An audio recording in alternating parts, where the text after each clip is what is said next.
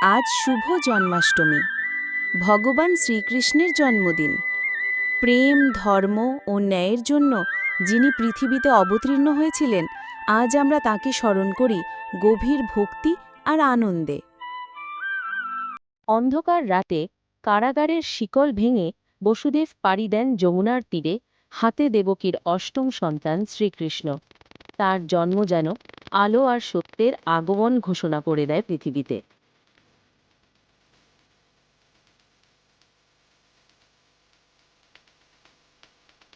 গোপালকৃষ্ণের হাসি, তার বংশীর সুর আর সেই অদ্ভুত মাধুর্য আজও আমাদের হৃদয়কে ছুঁয়ে যায়।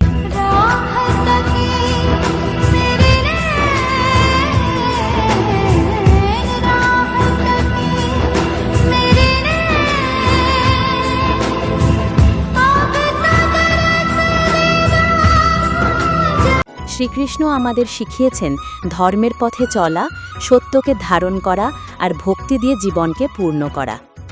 শুভ জন্মাষ্টমী।